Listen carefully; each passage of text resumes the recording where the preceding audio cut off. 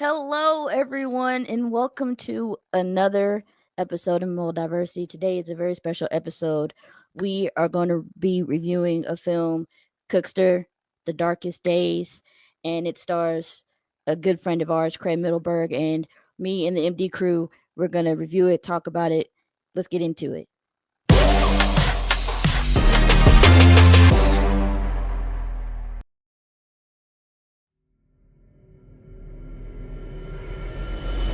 Look, it's easy money, yeah? Simple exchange, in and out, easy peasy. Are we boring you, Jason? Why don't you continue? I had this great idea to make some cash, so we can finally get a place, get out of here.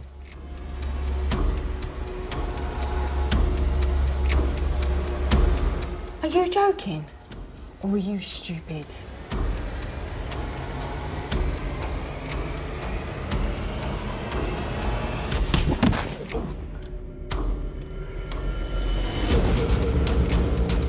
I don't understand you. Oh, he's only 12. Exactly, he's old enough to know a few home truths. What's my job? Morning, sweetheart.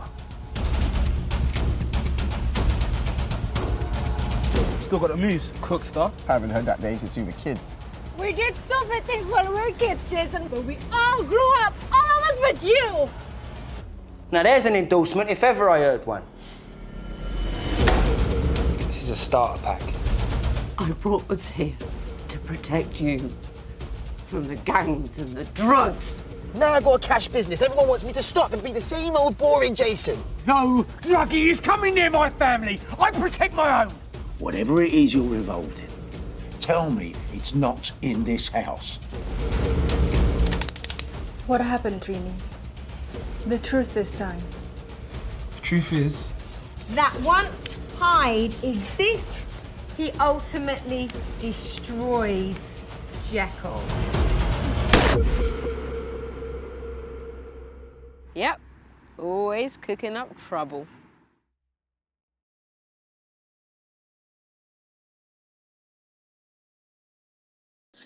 Yo, what up, everybody? Yo. Hello. Hello.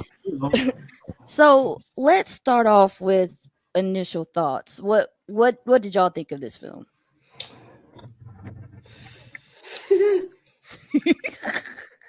man went through it. Went through it. I literally just finished it like 30 minutes ago, and I don't know. I'm so conflicted on how I feel, but initial thoughts is, damn, he went through it. It's like, Yeah. I was rooting for him. So, I think that's my initial thought, is that I was rooting for him, but damn, he went through it. Mm-hmm. Like went through like from frame one. They made an emphasis to make you very empathetic and sympathetic. Mm-hmm. And yeah, shit's rough. Early in late 80s, early 90s UK was a tough place to be. Yeah. Mm-hmm. Kind of like Baby Boy. He lived a baby boy life. Oh, Jody. Oh, Jody. I hate you, Jody. A hood classic. A hood classic. At least nobody got choked out while they was relaxing at home. Well, no, actually. I will go. A lot more happened. I don't know about all that. Yeah. I don't know. It was very interesting to watch. Far as like seeing a character go through that, and when you think, you see the title and you see The Darkest Days, and you're like, oh, he's gonna go through something. But it's one of those moments where I was like, oh, he's going through it, and it went no stop of the climax of him going through it. It went all the way up until the closing scene. The last scene, even that person was going through it. So I think the themes of pushing through what you're surrounded by and what you allow, I think that is definitely a theme throughout this whole movie, because he allowed a lot of things to affect him, to channel his inner child, might as well say it, to channel his inner child. He definitely was literally like repeating cycles throughout the whole entire movie. So I agree. It's all about cycles and breaking the cycle, because you know, he when he's a young boy, you know, he's having difficulty reading, and it's making it hard for him in class. And instead of, you know, people helping him, you know, they're making fun of him. And so the only way he could cope with that is by, you know, making, you know, trying to bring the attention to him as opposed to him not being able to read. And because this is, you know, his home life and how he, you know, how he deals with, you know, meeting with the kids in the neighborhood, you know, him and Alex having that kind of like frenemy vibe from the beginning, since we meet him. And then Alex can't stand him. And then, you know, Alex like annoyed me the whole entire movie. Because like he introduced Jason to drugs. Like he introduced him to drugs, and you know, all this. And then, you know, Jason is in love with Danny, and you know, we see that just, you know, everything that he does for her, even when he was a boy. And when we see him as a young man, it is again. As a child, it all goes back to him being a child. Yep. And as a young man, you know, he's still going to those self-destructive cycles, trying to take care of the people that he loves. Like, you know, he gets into drug dealing, and, you know, he keeps getting more and more into it, try to provide for Danny and their child when he finds out that Danny's pregnant. And he's trying to step up in the way that he knows how. You know, it's unconventional, but when he shows up at her dad's house with that stack of money, he's like, look, I'm here to provide for my child. Like, I'm not going to be a deadbeat dad. And I applaud him for that. Yeah. You know, because the whole time when he finds out that Danny is pregnant, he's like, I'm going to do the best I can for you and our child. And he did it. He did it. Even though he did it in his Jason way, he still did it. Yeah. And you gotta give him his props for that. Yeah. He was a man of. It's like you could see the dyslexia. I think that's another interesting part of this movie, is like the fact that he was dyslexic. You know, it playing a huge role in how he perceived himself and how he thought others perceived him. And so he was trying to do everything, you know, like Ava just said, the way he thought it's supposed to be done in his own way. And it was, as the subtitle says, the darkest days, because he just every other second I was like, damn, Jason, come on. I mean, I was like, pull yourself together, son. Like, get it together.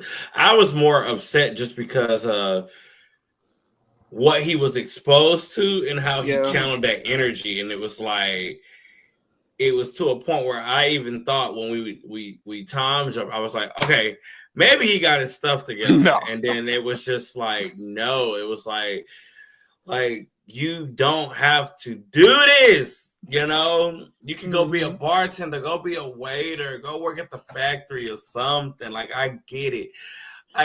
But I was super rooting for him, because I already knew where we was headed. And it was just like, this is not going to end well. I'm glad it didn't end in a way that I thought it was going to end. I do hate the casualty. I do hate that, because it was an innocent bystander from that situation in the parking lot. But I am happy that he was not, you know, injured really badly or killed or, you know, anything like that. I was just more, like I said, I was just more on edge, because I'm watching him go through so much, and it's like, it doesn't have to be like this. but it also shows that he's not really listening and paying attention to those around him. And maybe you needed a reality check to somebody that was close to you to understand, you know, what you need to do as a man and like to actually grow up. Because the moment that he got those papers served to him, he's like, "Oh, that was a wake up call. I can't see my daughter anymore or ever." Like, because he didn't even get to see her because he didn't get to see the bird. Like, none of that. And then Alex coming in, creeping in, you know, trying to take care of Danny. Like, okay, now. Okay. God, I apologize for the language, but that's so that's the only main thing I can think of. You were so jealous that, for one, these of age individuals enjoyed each other's company, and so you wanted her so bad you literally set up and preyed on this young man's downfall his whole life. Yeah, but isn't that how it is? Yep. Isn't that how it is? So glad he got he needed more beatings. I'll say this too. I want to touch back on the dyslexia part because, you know, I went through something like that similar in elementary school with you know, some learning issues and how I coped with that. And what I feel like is very telling, in the movie kind of touches on it later on when they're discussed when you know they're discussing the future with the baby and everything, is how, you know, because this took place in the 80s, late 80s, early 90s, there truly wasn't a word for any of these type of things like dyslexia or ADHD or anything like that. That was just written off. You were written off as a bad kid. And so that is an important aspect of the story to really focus in on. It's like, how many people fell through the cracks or was written off because our world, their world hadn't caught up to what we know now. You know, how many people had a situation where they could have probably come out on the better end of things if our world and the terminology we used was used back then. So, yeah, that was one of the major sticking points to me that made this story just so emotional and personal for me. Well said. Yeah, it definitely has some emotional beats too. Even I do like how when the spotlight was on him reading and everything and how the teacher was treating him, I do like how he twisted it around and be like, no, I can't read this book, but I can read and tell a joke and make this class laugh and I can speak. Like, it ain't like I know how I could tell a story, you know, and that I wish that he could have crafted that into him being some type of creator or some type of writer of poems about, you know, the street life and what he was going through. I wish he could have channeled that into actually writing. He could have been a rapper. Or a rapper, you know. But I just wish he could have had some type of creative outlet to help and not the creative outlet of selling and doing drugs. Which was, oh God, I was like, yeah, them things were like, Lord have mercy. Lord have mercy. Don't let him. Don't put him in the game. Keep him out. You don't get high on your own supply. You don't get high on your own supply. Like, when he did that, I was like, oh my God, Jason, why? Why? Like, what he's doing? You've been fiending since you was 12 years old. I'm like, I'm gonna keep it real. When they were smoking weed at first, I was like, oh, okay, this is all right. You know, I mean, it's not, but it is because you know, but you know, we all know how it goes. But then when they started getting with the shrooms, the dust, I'm like, no. Boy rolled up that money. Oh, y'all are doing too much. I said cocaine. Oh, in the big 80s. It's a hell of a drug. My It's a stress hell of a level drug. went up. I was like, hey, where's the Challenger? I was like, I can't take it. I mean, he's just sitting there to myself. Woo! I mean, happy. I was like, oh my God. He gonna be in jail at 16. Like, I didn't know. I was so stressed. But I am glad that Danny was there. Yeah. To like try to reel him in and make him understand that yes, this is fun to what we doing, but you gotta turn it on and you gotta pay attention in class. You gotta actually do something for yourself so that we can do something in our lives. Like you gotta have some type of education. Mm-hmm. If you don't have no type of education, you ain't gonna be able to do nothing. But I do appreciate that person being in his life to actually try to hone him in as much as she could and show to him that he did have somebody that cared about him. Right. Because what him and his mom, what the relationship between him and his mom, the relationship between him and his dad. He don't have his stepbrother there no more.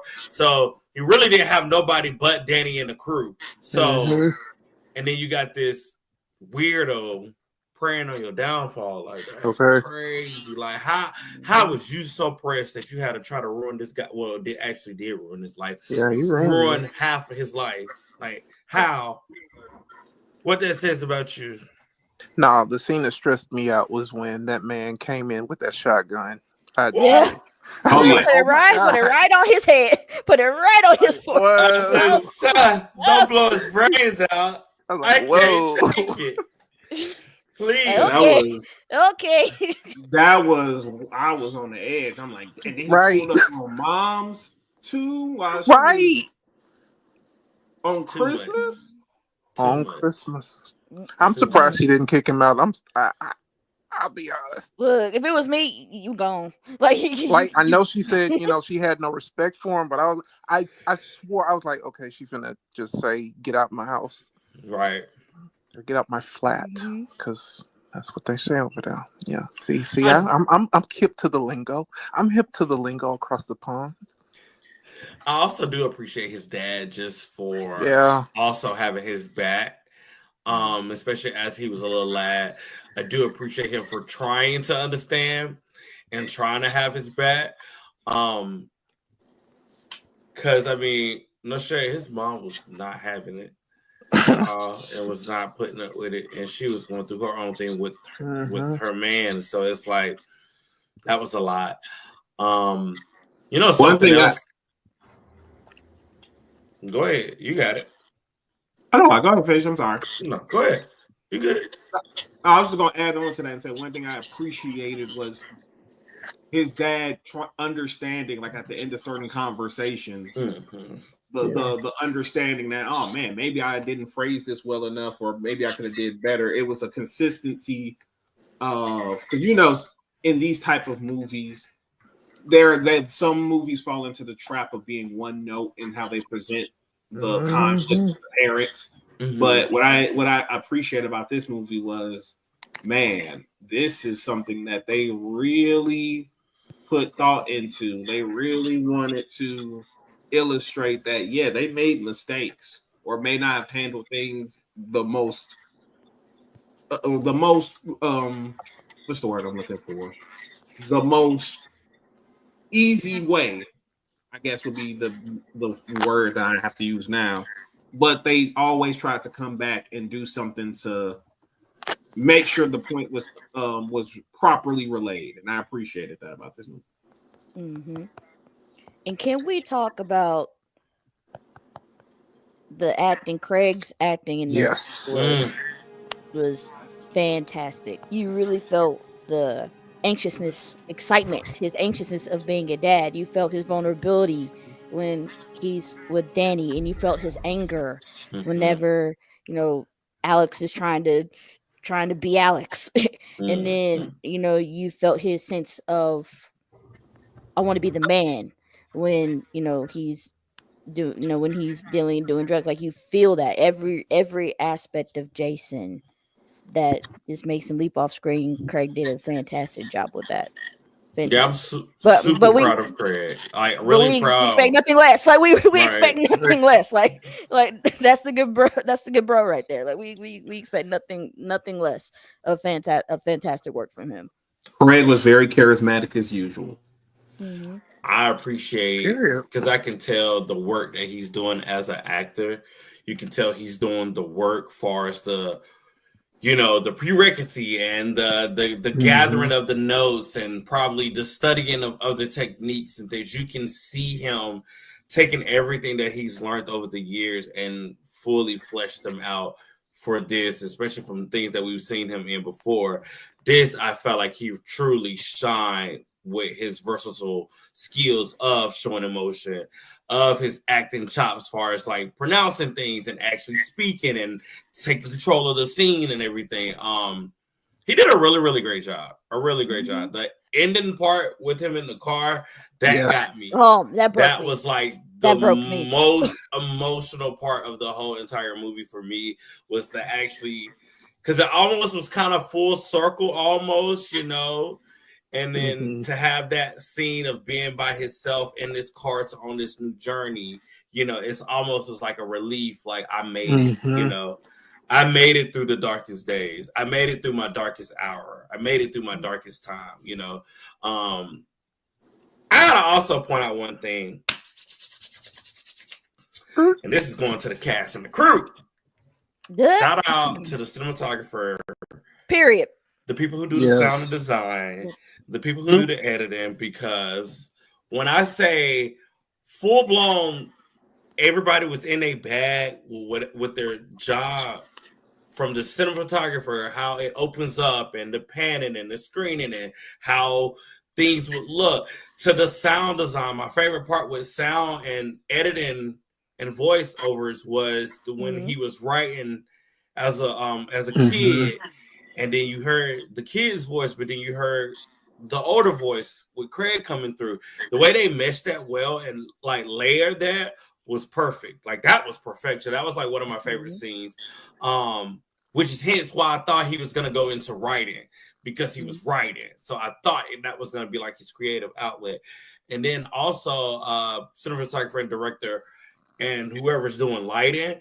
My favorite other scene is when they're adults, and him, Alex, and the black guy, they're all sitting up there and they're talking with the fireworks after the party. How the fireworks is like shining on all their faces, and it almost is like kind of like foreshadowing a little bit to like something that happens later in the end of the movie, because you have these three people who are plays an important part in a big climax of the movie, but how it just, you had the red firework go off and then you had the gold, but it made it like it was like light on that one guy's. It was just that whole lighting and direction was everything. That's like my number one favorite scene, just because of how it was shot and the emotions between each character, because you can tell the one guy wanted him to not do it.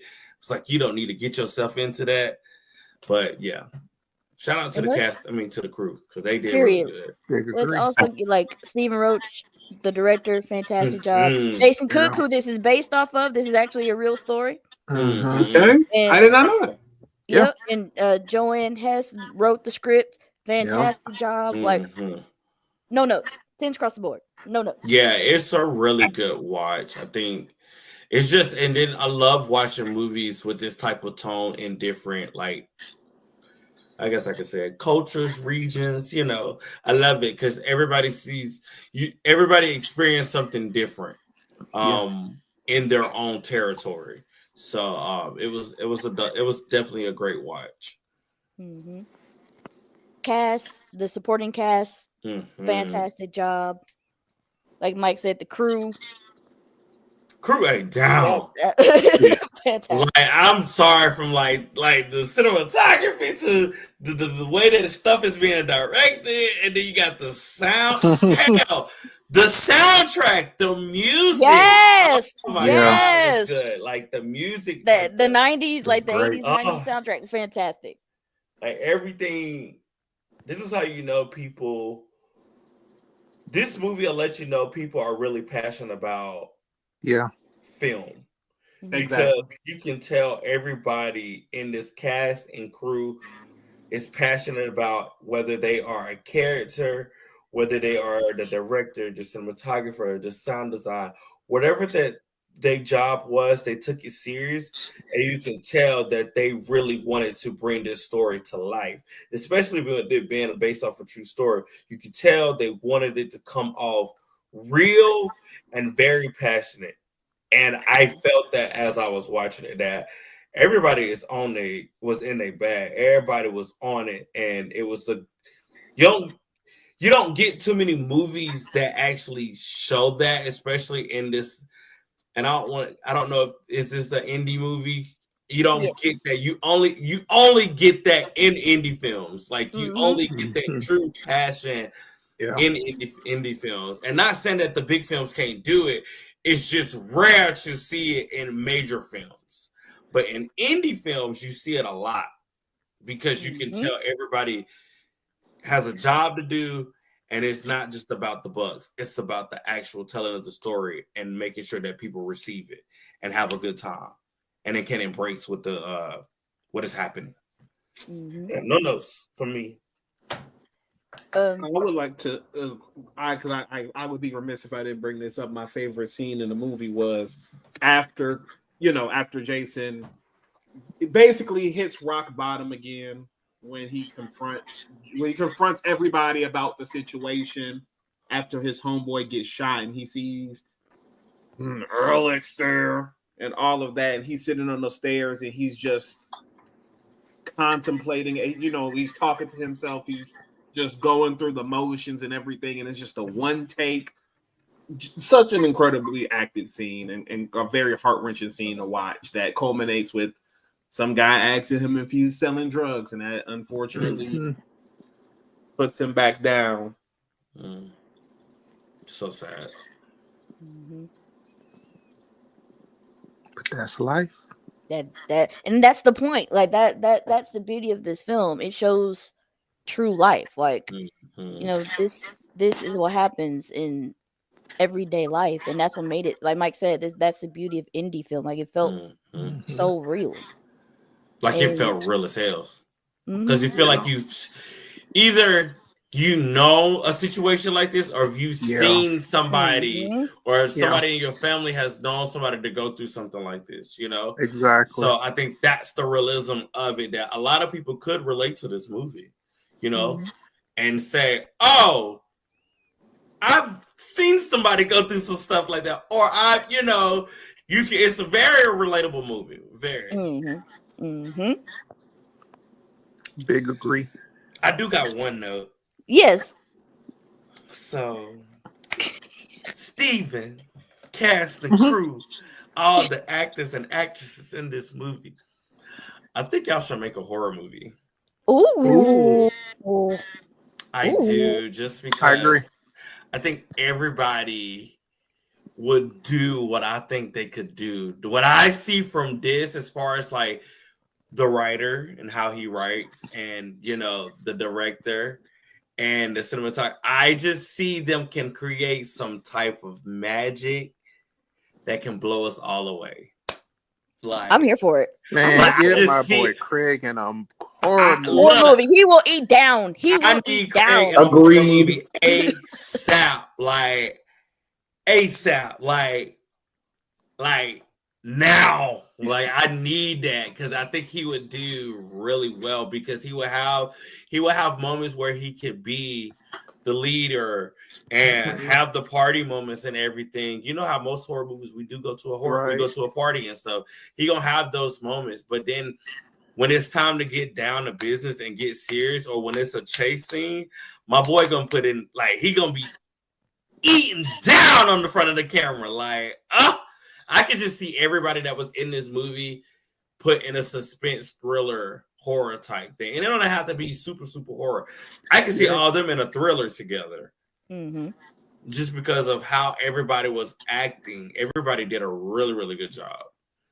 So let me be messy, and I will say that if they were to do a horror film, Craige certainly has that Skeet Ulrich vibe, and I'll leave that there.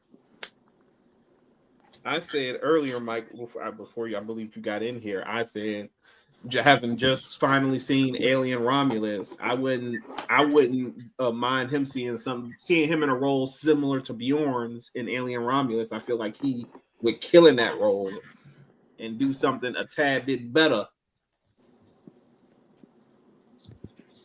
Look, Look at the cat. Butcher busy. I just He's have gonna be to butcher busy. smile. I just have to smile right now. See, this is a formal review, so I'm not gonna do what I normally would do with and let the audience in on why certain things are being done. So this is a formal review. So we're gonna keep on pushing. This is not the time and place. So, are there any last, any last words, any last thoughts that y'all like to? This is definitely the Talk about this? beginning for a lot of things for everyone involved in this film. Mm-hmm. I can absolutely see this, being on, reels and stuff where it's like, oh, remember this movie? Like it's they on their way.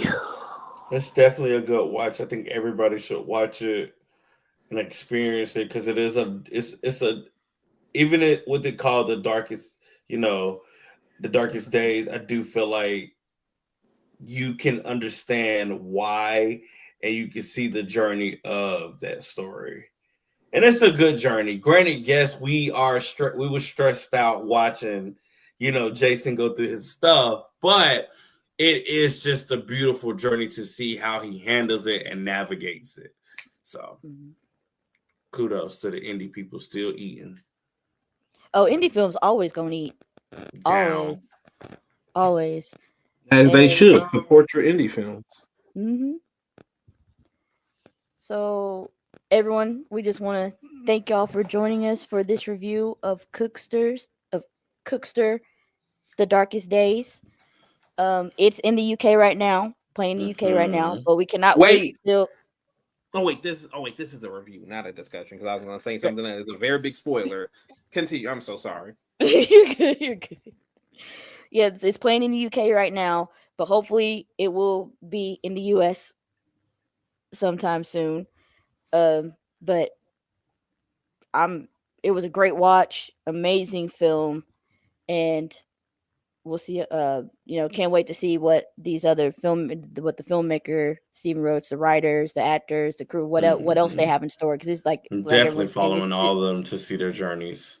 Like this is just the beginning, so we can't wait to see where it goes from here. All right, well, thank y'all for joining us. Peace.